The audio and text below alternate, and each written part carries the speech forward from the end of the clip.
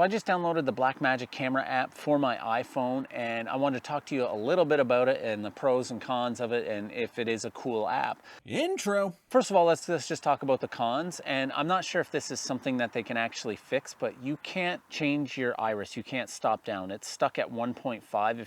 The reason why I think that's bad is because they give you the option to have shutter angle, which is automatically, like, you can change that to your 180 degrees. So if you're shooting 24 frames per second, it'll be, 180 degrees of that, so it would be 1/48.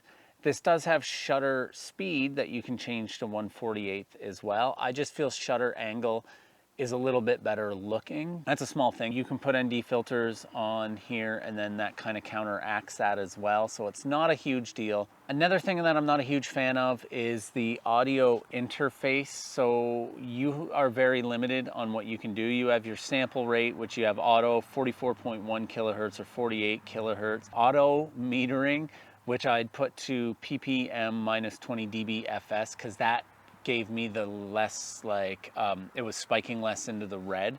I don't really like that you don't have a lot of control over the audio on this. I can't drop my DBS down anymore, so it's kind of stuck here. So you got to try to figure out like how far the camera, if you're just using this, like, it's way in the red right now, but if I'm out here, it's actually at a pretty good level. So if you're using it as a vlogging sort of thing, it's not going to be too bad where I have it set, but I would like a little bit more control, and that's really, is that too much to ask? One thing that I love about this, and I think this makes it great, is that you can change your white balance on this. So if you're using multiple cameras, easier to color grade after and match your footage.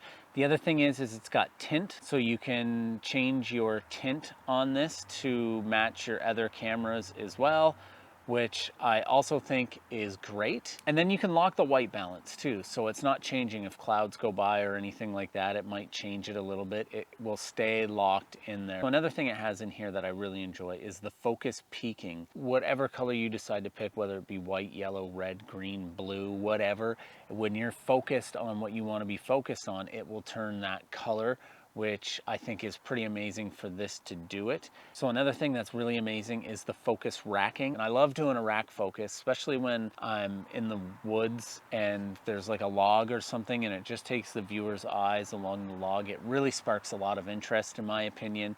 So all in all, the app's pretty good. I mean, it has a histogram on it and it shows you your runtime, your battery life on your phone, and how many gigabytes you have left to record. So that's all nice. I mean, if you're coming from just being a phone shooter, I would suggest getting this. Even if you've shot on like DSLRs or cinema cameras or mirrorless or anything like that, I still think it's kind of a cool thing to have that kind of little bits of control on there. So all in all, I think it's a great little camera app to get, and I suggest getting it. That's worth picking up for free, because it's free.